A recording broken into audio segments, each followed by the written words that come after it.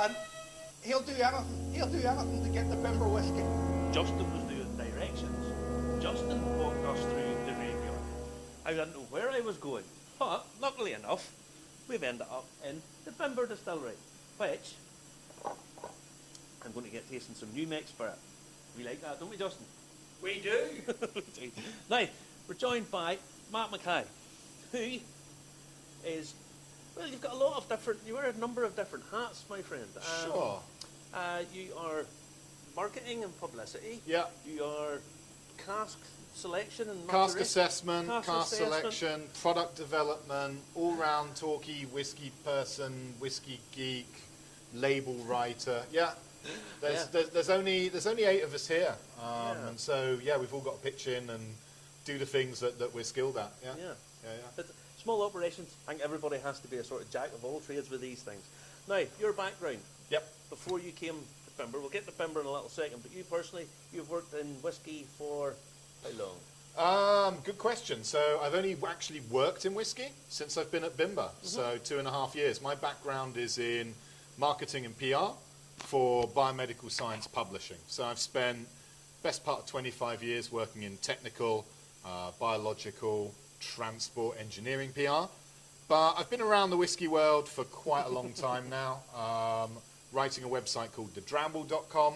That's how I ended up at Bimber. And now I've been here actually working in the industry for 2.5 years now. 2.5 years. Yep. Now, Bimber, we are in London. Right, how did Bimber, first of all, what's the name? Where did Bimber name come from? Sure. So the name Bimber literally means moonshine in Polish. The name comes from our Polish heritage. I'm not Polish, I'm a Londoner, but a lot of the staff working here and our founders, they're originally from Poland. Our master distiller, Darius, his father and grandfather were moonshiners, making spirit illicitly in Poland, hiding in bushes, in forests, in basements, to avoid the taxman. Yeah. But the name Bimber in Poland, it just means like white dog, spirit. Pochin, something like Pochin, exactly the same thing. But the name was adopted here because it is very reflective of a lot of the processes that we use here. Everything is really old school, really traditional, and really hands-on. Yeah. And so to take the name moonshine harks back to A, the fact of that moonshining history, but B, how we are making spirit here in London, which is, hands-on, no computerization, small batch, really laborious processes, which you can only really do if you're making product in a small scale like this. It doesn't scale up. Yeah. No. Yeah. We've already done a little tour of the distillery, and if you're a corporation, if you're a corporate guy, this would probably keep you awake for days thinking about how really inefficient this is. Bimber started as a craft distillery in London, and that's important to you to be in London too. Why? It's a product of who we are and where we've come from. All of us who work here live around the area. Yeah. Darius and his wife Evelina are founders. They have a carpentry, building and architecture firm just up the street. Some of those skills and resources in terms of the engineering, the woodworking are really useful here I can in imagine. terms of that cooperage. But all of us, it's a very multicultural distillery now, but all of us have one thing in common, and that we all consider ourselves to be Londoners. Yeah, good. Now, Bimber is a field to bottle distillery. Sure. You source all your grain from one field or one farm? From one farm. One farm? Fordham and Allen, down in Basingstoke. So we work with the farmer. We visited roughly 24 farms to select the right one for us. And by select, I mean it's not just about the quality of the grain. Yeah. As a small distillery, we don't have grain silos. We can't store loads of grain here. Deliveries come in every week, every single week. So it's about having that relationship with a farmer who, A, makes the best quality grain that we can find for what we want to make, but B, is prepared to make deliveries to us every single week because we just don't have the area to store it en masse. Yeah. Amazon Prime. Amazon Prime grain deliveries. They'll drone it in. Oh, I know, drone it in. Bezos will maybe land it on his spacecraft somewhere. So, now, the malting is done for you by Warminster Malting. Warminster Malting. UK's oldest maltster, based over near Bristol. So the journey sort of starts far west of here. It moves a little bit further west, where that malt is then dried, but then it's not milled. No. A lot of distilleries you'll see, particularly in Scotland, you'll see two types of mills. It will either be a green mill or a red mill. So a Bobby mill or a Porteous mill, which grinds it, and then they'll show you the box and the separation. We don't do that. We simply crack open the grain so that the husks are completely intact and put into the mash there. Yeah. That allows us to create a really, really clear wort.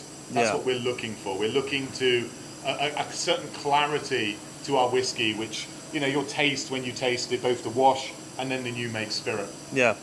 Now it's cracked as opposed to milled, so Yep. so you're not getting the flour. You're not getting We're that. getting some of it, You're not getting but not as much. Not as much. No. Yeah, not as much. Yeah.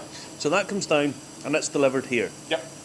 You then run it through your mash tun. Yep. Half ton mash tun. 2 sparge waters, not 3. We get as much good quality wort as we need Yeah. in terms of the convertible starches from just using 2 sparge waters in that half ton mash tun. Okay. And again, as we spoke about earlier, cracking the grains and not milling it creates a very different density of that grain bed, more than likely allowing a lot of that sparge water access to all of those grains to get them moist to allow for good conversion. Now you're not doing your third sparge water. No. Again, if you're a corporate guy, you might want to turn off now because this will scare you. You're missing out on, again, that sugar, that content that you're pulling out of that. Because people go for efficiency, they go for maximum yield. You're not doing that at that point. You're already cutting that. Yeah, yield. we're not Little bit. about yield, we're about flavour. Yeah, not about yield, all about flavour. Yep. Taken from there. Now, where does it then go? Like every distillery, once you've made a wort, then you need to convert it into some sort of alcohol. So it goes over into our fermenters. You might just see them in the back there, you probably can. 7 3,000 litre American oak custom-made washbacks that we constructed here at Bimber. They run for 168 hours, 7 days.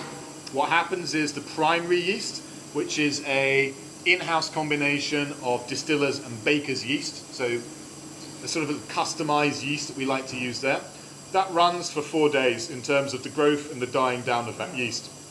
However, the washbacks are open-topped. You can probably just about see them there. There's no lids on them.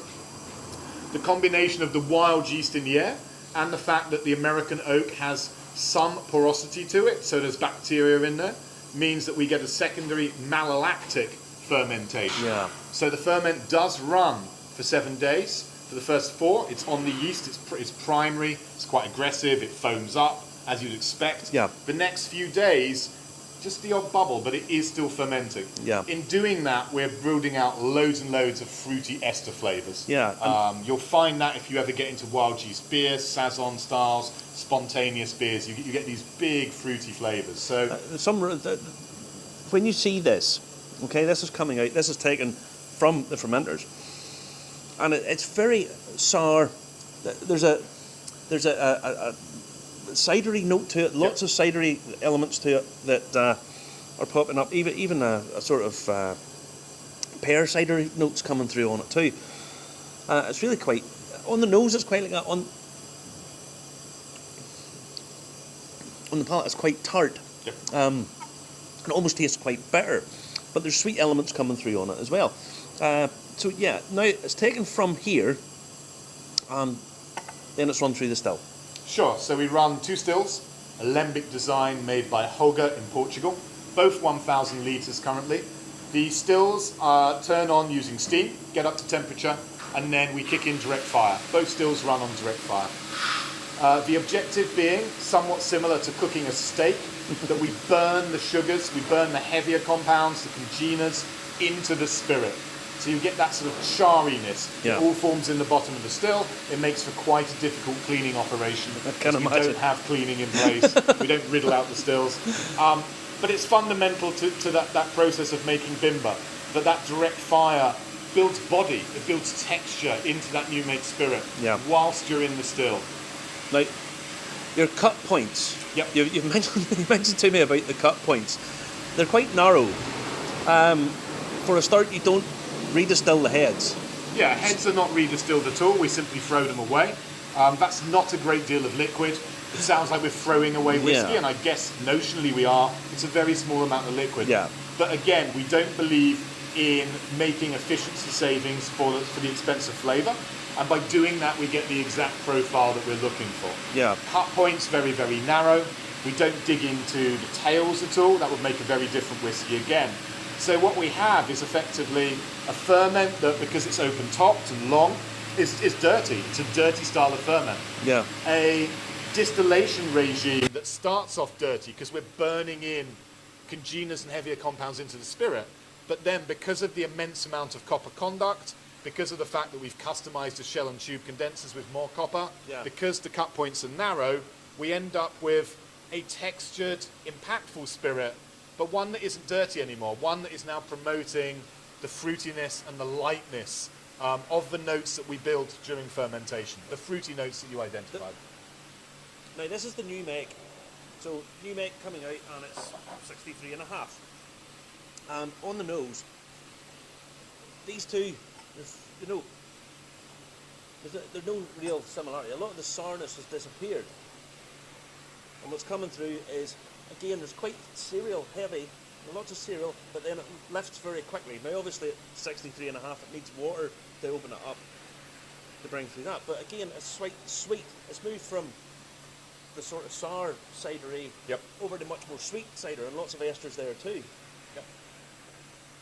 Now, we'll take a little sip. 63.5%, guys. Don't be drinking too much of this anytime you get a chance. You'd be surprised. We get quite. I mean, we bottle this. We get quite a few people who they do like to drink it. So we don't do much of it because this is whiskey that could have been and isn't. But we do some of it because people. We're very proud of the new make. We feel it underpins everything that we do.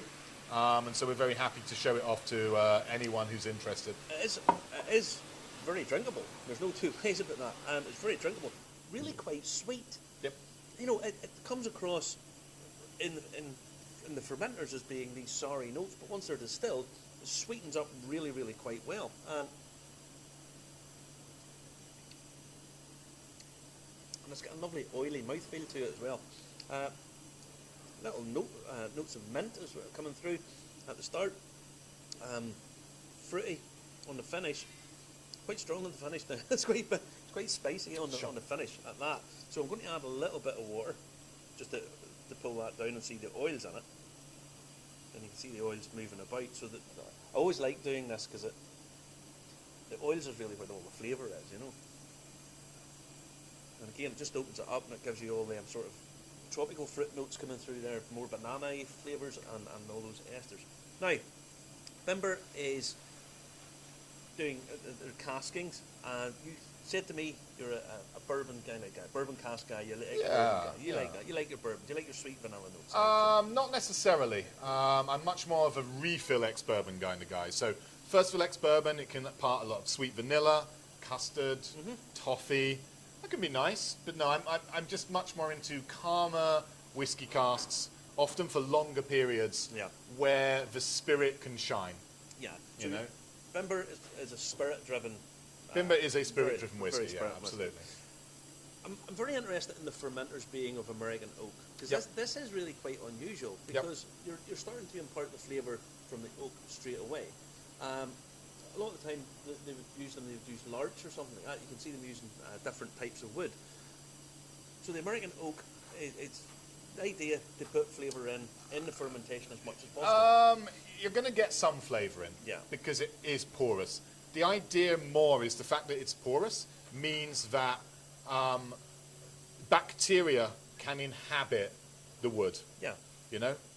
Okay. So they're lightly charred on the inside, breaks up the surface. So, yeah, you're going to get a little bit of flavour of that wood into it, but it's going to be pretty minuscule. Yeah. But what we need is a pleasant environment for bacteria to live in to, provide for that secondary malolactic fermentation.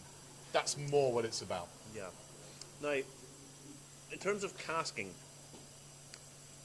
bourbon casks, primarily to start with, and is it full maturation in bourbon casks? Is that where you see it most of the time, or do you see? There's all sorts of things going on now. Yeah. We started off, it was first fill ex-bourbon, full maturation. Pedro Jimenez, quite lucky to get some amazing Solera casks for Pedro Jimenez, very unusual. Oloroso sherry, port, and then virgin casks. That's what we started with. Yeah. So a lot of the fills, a lot of the early casks are those. From then, we have expanded into refill ex-bourbon. It'll be a while before you see those. Yeah. 7 years, 8 years until those come to a point when we'll unveil them, but we're filling those from the ones that we've disgorged. More styles of sherry, so Fino, Moscatel, Palo Cortado, and then some more unusual things. So rum, Imperial Stout, which is my little baby, which is going to be revealed quite soon. Starting to play around with some wine casks, scary. Cognac is on the menu. So we're at a point where we know where the spirit works, and we know it works really well in ex-bourbon. Yeah. And there's not many distilleries, unless they choose to take a sherry-forward view of things, that aren't going to do a lot of filling in ex-bourbon, because it provides such a great basis to play around with. When we have all these cask types, often what we'll do is we'll do a first fill in that cask, provide a bottle of first fill whatever, Moscatel, port. We'll then take it, and then we'll either refill it, or we'll re-rack the ex-bourbon into it for a finish. So we have options of playing around there. Yeah. And then what we're going to be starting to look at over the years to come will be actually combining those casks together. So not just vatting ex-bourbon or sherry, but taking ex-bourbon and sherry in a proportion, vatting them together. So yeah, it's quite a playground of things. When we started off, it was a much smaller crayon box, because you need to make things that work. What we tend to do with casks is we'll take two, maybe 6 of them, and we'll do a few full term. We'll do a few finishes. We'll see what we like. We don't bottle anything we don't like. There's a few hidden away in the back there. They'll never be seen. They only ever come out when we have an event on and people say, what have you got that's weird? And we say, try that. There you go. And it's weird, but we're not going to bottle it because Never we're not be happy released. with it. No, it's not good enough. Everybody's happy. But yeah, so we've got an increasing number of crayons now. So we try it out in a small selection of casks. Yeah. And then if we like it, so for instance, the Imperial Stout's gone very well. So we've now got more back over with the brewery, with Brew by Numbers down in South London. We'll do more of that. Yeah. Others have not worked as well as we like. We won't do more of that. So it's all a very big learning experience in terms of where your spirit works in what type of precursor cask. Yeah. So, now, I think whenever you start these things, you basically have your primary colours, and as you progress, you get much deeper palette, and you can work with it. Yep. Now you're marrying cask, you're marrying vat. This for me is probably the most exciting thing that I saw today. Explain what it is. Sure. So you might have heard of something similar, the Balvenie Tun. The idea is rather than getting an IBC and just tipping loads of casks in and swilling it around, is to actually have a larger vessel made of wood to give a really great environment for marrying casks together. So our marrying vat is a very similar style and design to our fermenters. It's not open topped, it's not temperature controlled, we're not fermenting in there. Yeah. We keep it around 1/5 fill at all times with ex-bourbon casks. And then what we do is when we're looking to make a product that is either ex-bourbon, such as our small batch, or is based from ex-bourbon, i.e. where we're finishing, we'll disgorge casks into it, we'll leave them for a few months. Whiskey when it comes out of a barrel is not at its best. When you visit a distillery and go to a warehouse, a lot of what you are tasting there is your own hype and excitement.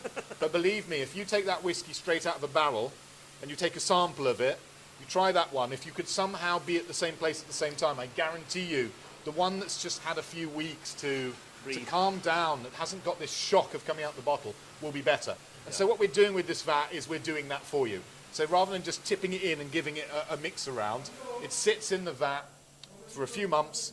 It marries all of those different cask styles. They all might be ex-bourbon, but there is a certain style and idiosyncrasy to each of them. Yeah. It gives them all time to intermingle, to relax, and to come together as one whole. Yeah.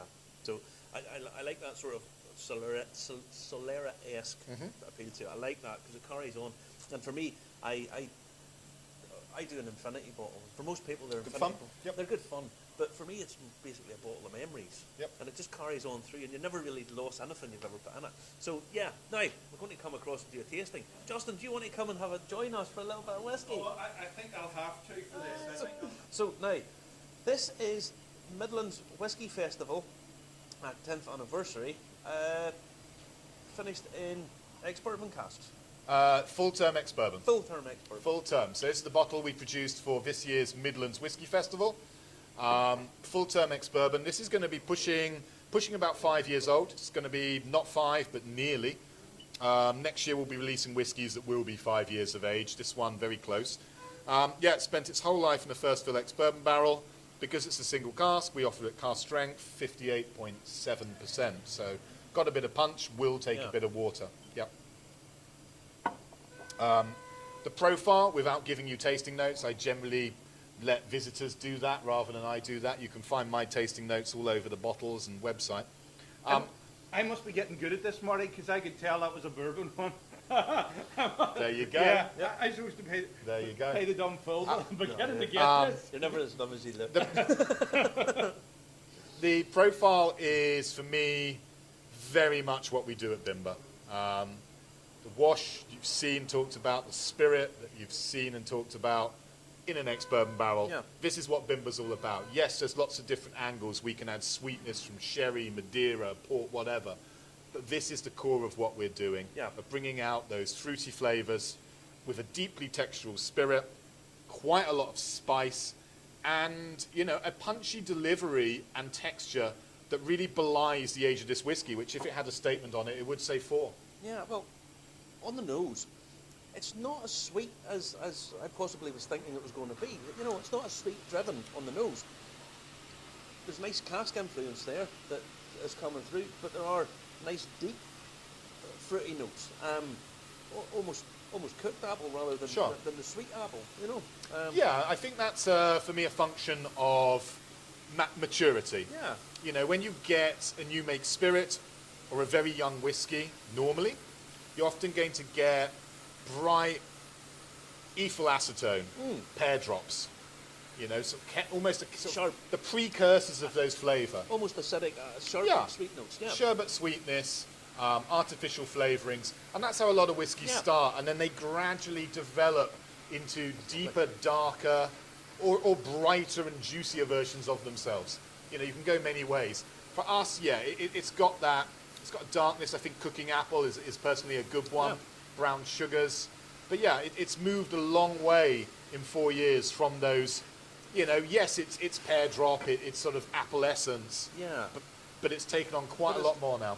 It has much more depth of sugar for, I know you say it's a 5-year-old whiskey.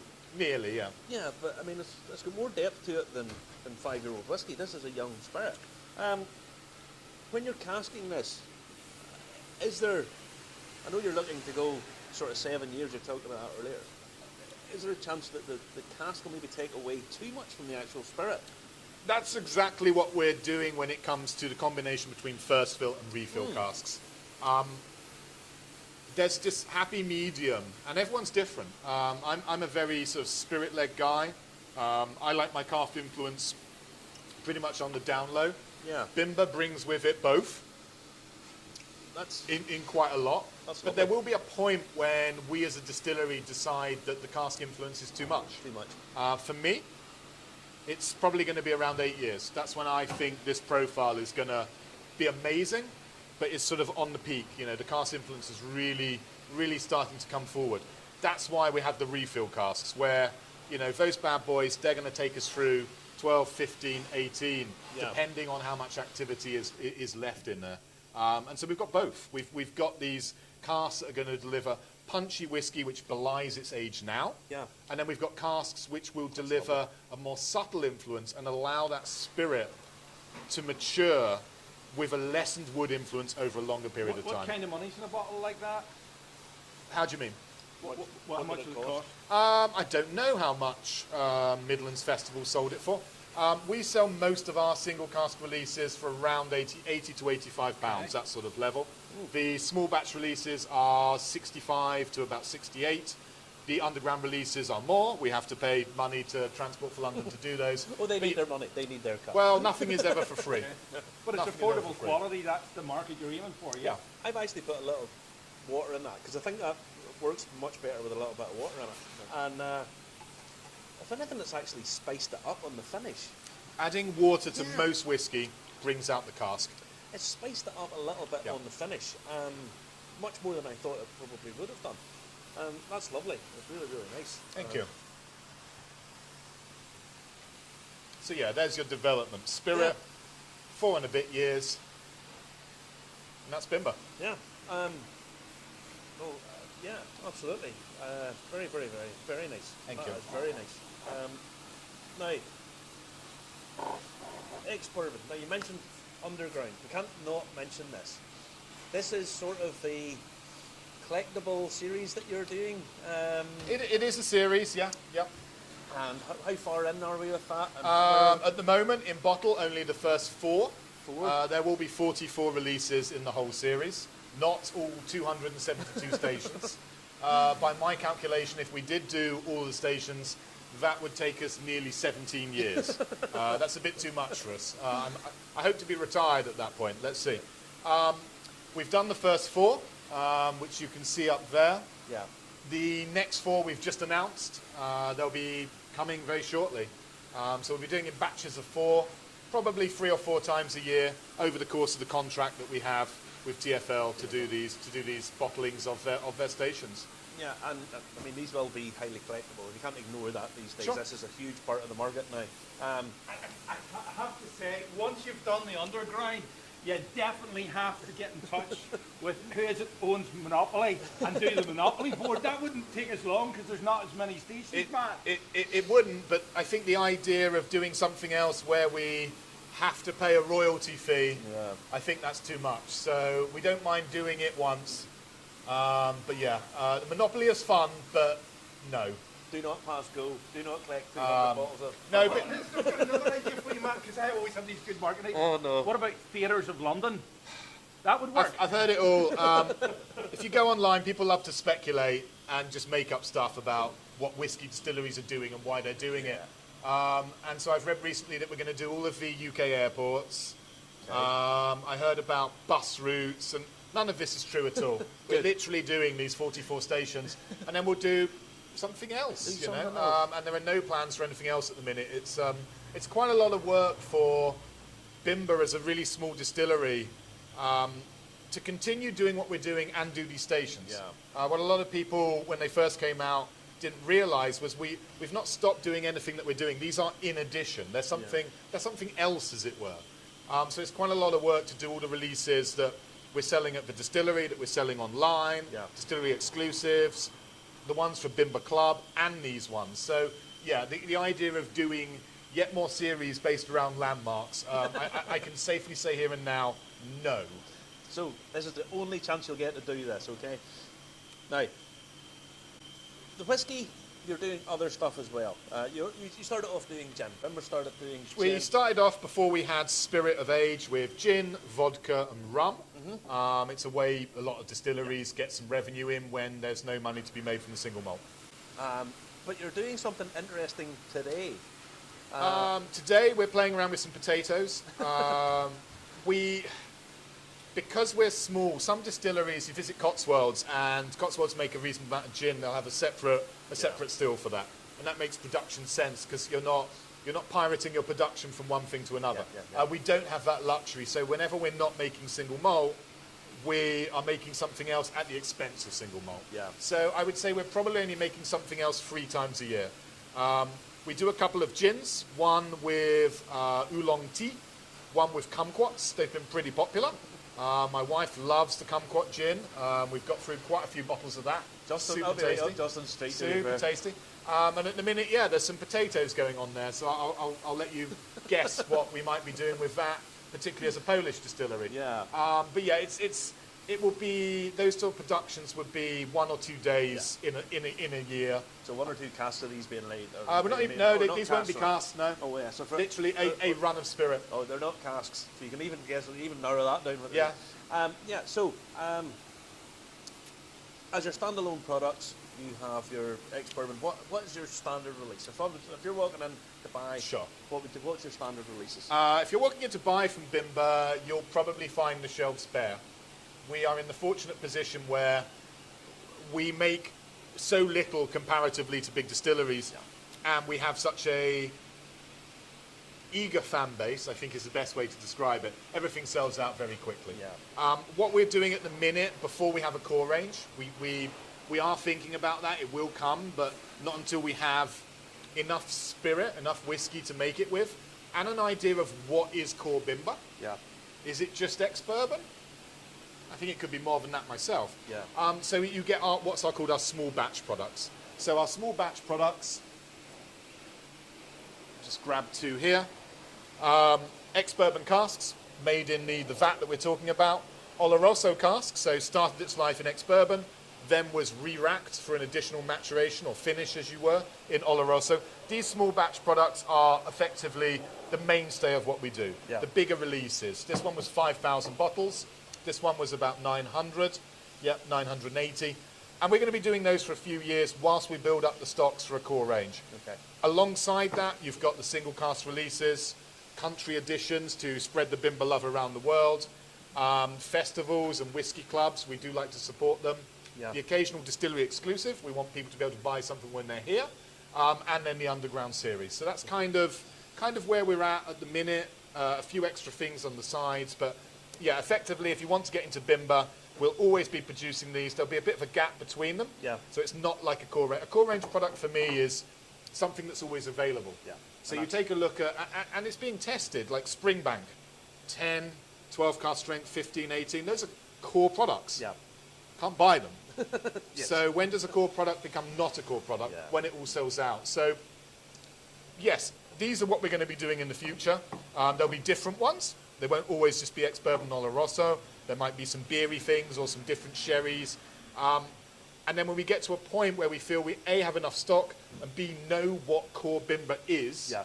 then you will see products that, if they do sell out, then they'll be back on, in a month or so, we'll make more. Yeah, a little way to go for that, though. Yeah, but in terms of your production, you were saying you basically produce a cask Cask a day, so 50,000 litres, yeah.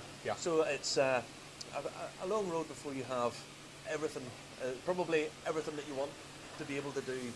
You'll never get to a point where you have everything that you want to be able to do. If I had my way, we'd have a little microbrewery on the side, so I could have some fun there. So that's not going to happen. There's a long way to go to get to a point where we physically can make enough to sate demand. That's our primary goal at the minute. So we're looking for a new location, still in London, probably in this part of the world, but we want to double production to 100,000 litres. 2 casks a day. 2 casks a day. 2 casks a day, woo! Which actually is massive for us. Twice as much Bimber course. is massive for us. It's still very small, Yeah. because you cannot make whiskey like this No. at a massive scale. It's just not going to It's happen. just not going to happen. But yeah, there's a long way to go, but the journey is the exciting part, right? This is it. You This know? is it. Now, I can't. We're going to finish now, but I can't not mention this: the fact that English whiskey is really an exciting part, and Yeah. Bimber's really leading the way, or certainly has led the way and is leading the way again. English whiskey is moving on in leaps and bounds. Yep. The scene is exciting. How do you feel about that? I feel very happy about that. Yeah. It's delightful to play a part of. English whiskey isn't a new thing. It's just a revival. Yeah. Similar to Ireland, where there was a lull, except in England, every distillery went. In 1905, Lee Valley was the last English distillery down in Stratford to close, Yeah. and then it was nearly 100 years before English whiskey company St George's brought it back to life and has followed suit. I think it's the perfect time for English whiskey to come back. There's so much excitement, there's so much passion for whiskey. Yeah. And English distilleries currently are doing things differently. They They're are. doing it differently because they are all independently owned at present. Yeah. No doubt in the future that of course will change, but at the minute, all English distilleries are independently owned. So we're all doing quality things, but we're all focusing on what we're making, not on eking out every strand of production. Yeah. There's the Lakes are the largest of all the distilleries. They're still small. Yeah. By the time they finish their expansion, they'll only be as big as Kilholman, Yeah. which is Isla's, smallest distillery. Yeah. And that smallness, I think, is a real strength, because it means that you can play into the consumer in terms of quality and interest, rather than having to spend most of your production producing just something that's standardized for mass consumption. Yeah. There's always a room for that. There's always a market for that. Of course. But English whiskey doesn't necessarily need to play into that. I don't think so either. I think in some ways it's great that Scotland and Ireland have the protection of the technical files, but England doesn't, and they can do exciting things. That will be coming. It probably will. It will. But we'll wait and see how narrow or how broad. It's being discussed. It's being discussed. Well, I'm going to go and enjoy some more whiskey. Matt, thank you very much, mate. It's been an absolute pleasure. Sláinte mhath. Sláinte. And, Cheers, guys. Thank you. Take care. Cheers.